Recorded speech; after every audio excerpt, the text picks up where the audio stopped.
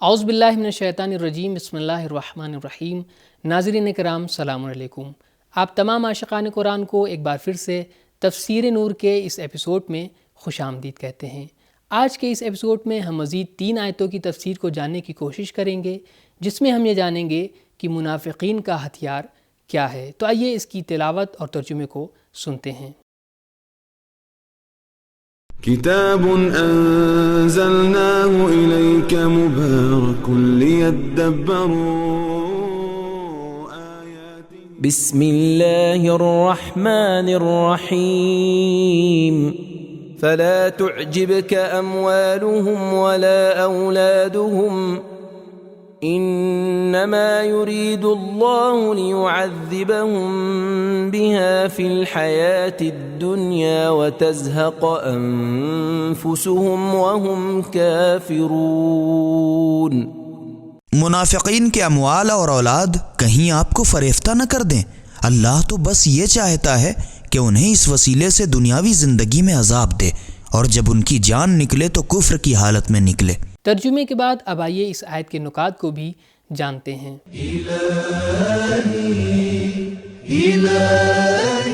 Number 1، تضحکہ کے معنی ہے حسرت و افسوس کے ساتھ نکلنا۔ نمبر 2، نبی اکرم صلی اللہ علیہ وآلہ وسلم منافقین کے اموال و اولاد سے ہرگز متاثر ہونے والے نہیں تھے۔ آیت میں احتیاطی طور پر یہ حکم دیا گیا ہے کہ ان کے مال سے مرعوب نہ ہوئیے گا۔ نمبر 3، نہج البلاغہ میں حضرت امیر المومنین علی ابن ابی طالب علیہ السلام نے موت کی منظر کشی کرتے ہوئے فرمایا، مرنے کے وقت جو چیز اس کے سامنے کھل کر آئی وہ ندامت سے ہاتھ کاٹنے لگا۔ عمر بھر جن چیزوں کا طلبگار رہا تھا اب ان سے کنارہ ڈھونڈتا اور یہ تمنا کرتا ہے کہ جو اس مال کی وجہ سے اس پر رشک و حسد کیا کرتے تھے کاش کہ وہی اس مال کو سمیٹتے، نہ کہ وہ۔ اب موت کے تصرفات اس کے جسم میں اور بڑھے، یہاں تک کہ زبان کے ساتھ ساتھ کانوں پر بھی موت چھا گئی۔ گھر والوں کے سامنے اس کی یہ حالت ہوتی ہے کہ نہ تو وہ زبان سے بول سکتا ہے اور نہ کانوں سے سن سکتا ہے۔ آنکھیں گھما گھما کر ان چہروں کو تکتا ہے اور ان کی زبان کی جنبشوں کو دیکھتا ہے، لیکن بات چیت کی آوازیں نہیں سن پاتا۔ پھر اس سے موت لپٹ گئی کہ اس کی آنکھوں کو بند کر دیا جس طرح سے اس کے کانوں کو بند کیا تھا، اور روح اس کے جسم سے مفارقت کر گئی۔ اب وہ اپنے گھر والوں کے سامنے مردار کی طرح پڑا ہوا ہے۔ نہج البلاغہ خطبہ نمبر 107 سے اقتباس۔ نمبر 4، دولت کچھ وجہ سے انسان کے لیے عذاب کا باعث بنتی ہے۔ نمبر 1، دولت کے لیے سخت جدوجہد کرنی پڑتی ہے۔ نمبر 2، دولت کو چوری، جلنے اور حاسد افراد سے بچانے کے انتظامات کرنے پڑتے ہیں۔ نمبر 3، موت کے وقت دولت چھوڑ کر خالی ہاتھ روانہ ہونا پڑتا ہے۔ نمبر 4، قیامت کے دن دولت کے متعلق 2 سوالوں کا جواب دینا پڑے گا کہ یہ دولت کہاں سے کمائی تھی اور اسے کہاں خرچ کیا تھا۔ نکات کی وضاحت کے بعد اب آئیے اس آیت کے پیغام پر گفتگو کرتے ہیں۔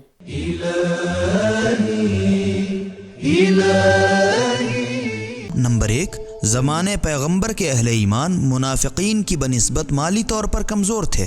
فلا تعجبک اموالہم۔ نمبر 2، بہت سی ظاہری نعمات ایسی بھی ہیں جو حقیقت میں مصیبت ہیں، اور اکثر اوقات رزق کی فراوانی بدبختی کا ذریعہ ثابت ہوتی ہے۔ لیعذبہم بہا۔ نمبر 3، خدا کی سنت ہے کہ وہ دولت مند منافقین کو ذلیل کرتا ہے۔ لیعذبہم بہا۔ نمبر 4، عذاب الہی صرف آخرت کے ساتھ ہی مخصوص نہیں ہے، دنیا میں بھی خدا کا عذاب نازل ہوتا ہے، فی الحیات الدنیا۔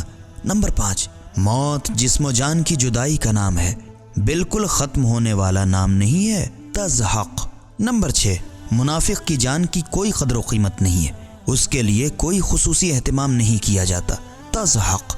نمبر 7، دولت مند منافق کی جان بڑی مشکل سے نکلتی ہے، وَتَزْحَقَ أَنفُسُهُمْ۔ نمبر 8، منافقین کی مال و دولت اور ان کی اولاد ان کے کافر ہو کر مرنے کی زمین ہموار کرتے ہیں۔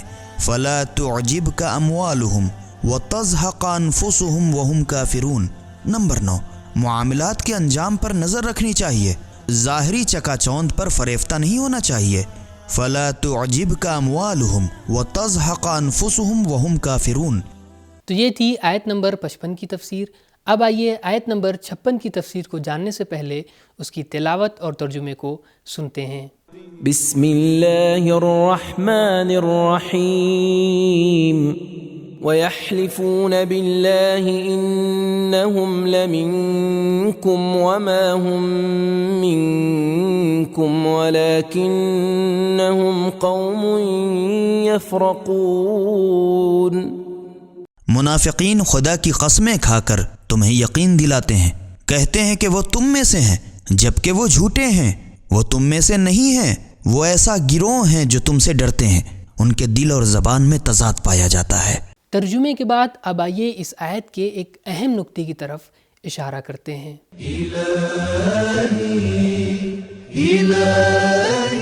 یفرقون سخت خوف رکھتے ہیں کے معنی میں ہے، منافقین کے دل خوف سے لرزتے رہتے ہیں۔ اس مختصر وضاحت کے بعد اب آئیے اس آیت کے پیغام پر گفتگو کرتے ہیں۔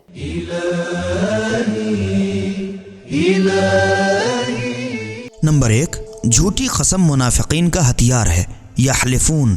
نمبر 2، منافق کی توبہ کی قبولیت اور اس کے دعوے کو تسلیم کرنے میں جلدی نہ کریں کیونکہ وہ پیشاور جھوٹے ہیں، وما ہم منکم۔ نمبر 3، منافقین کی نشاندہی ضروری ہے، وما ہم منکم۔ نمبر 4، منافق کی ایک علامت یہ ہے کہ وہ ہمیشہ بزدل اور ڈرپوک ہوتا ہے۔ تو یہ تھی 2 آیتوں کی تفسیر۔ اب آئیے آج کے اس ایپیسوڈ کی آخری آیت کی تفسیر کو جاننے سے پہلے اس کی تلاوت اور ترجمے کو سنتے ہیں۔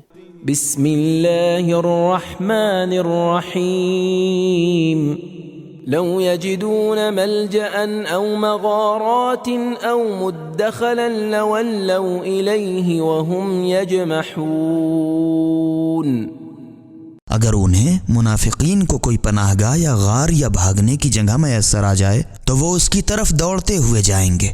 آیت کے ترجمے کے بعد اب آئیے اس کے نکات کی طرف بھی اشارہ کرتے ہیں۔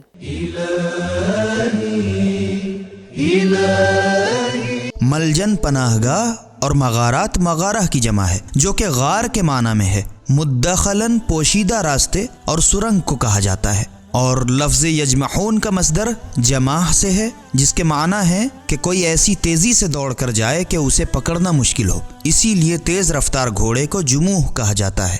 منافقین کے اظہار ایمان کی وجہ خوف ہے یا مال و منصب حاصل کرنے کی آرزو ہے۔ اس آیت مجیدہ میں پہلے گروہ کی نشاندہی کی گئی ہے۔ تفسیر اطیب البیان۔ یعنی منافق کا ایمان صرف دنیاوی لالچ اور خوف کے سبب ہے۔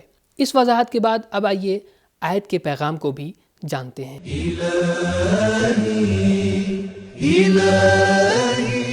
نمبر 1، منافق موجودہ صورتحال سے پریشان اور گھبرایا رہتا ہے اور وہ چاہتا ہے کہ کسی طرح سے اس صورتحال سے نجات پائے۔ نمبر 2، اسلامی معاشرے کا ماحول منافقین کے لیے ناقابل برداشت ہوتا ہے۔ لو یجدون، منافقین بے قید و بند زندگی چاہتے ہیں، مسلمانوں کے ساتھ انہیں مجبور ہو کر زندگی بسر کرنی چاہیے، مسلمانوں کے ساتھ انہیں مجبور ہو کر زندگی بسر کرنی پڑتی ہے۔ نمبر 3، اسلامی معاشرے میں منافقین مال و دولت اور اولاد رکھنے کے باوجود بھی اپنے آپ کو رنج و اذیت میں مبتلا سمجھتے ہیں، اور یہ ان کے دنیاوی عذاب کا ایک نمونہ ہے۔ اس سے 2 آیات پہلے کی آیت میں اللہ تعالیٰ نے فرمایا ہے لیعذبہم اللہ، اس ذریعے سے انہیں دنیاوی زندگی میں عذاب دینا چاہتا ہے، جبکہ اس آیت میں ارشاد فرمایا لو یجدون۔ نمبر 4، منافق جنگ اور اہل ایمان سے گریز میں بڑے تیز رفتار ہوتے ہیں۔ تو یہ تھا ہمارا آج کا پروگرام۔ ہمارے اس پروگرام کو آپ بھی دیکھیں، اپنے دوستوں کو بھی اس کے بارے میں بتائیں، اور ہمارے اس سماج کو قرآنی سماج بنانے میں ہماری مدد کریں۔ انشاءاللہ اگلے ایپیسوڈ میں پھر ملاقات ہوگی، تب تک کے لیے شکریہ، خدا حافظ۔ سبیل قرآن، ہدایت کا راستہ۔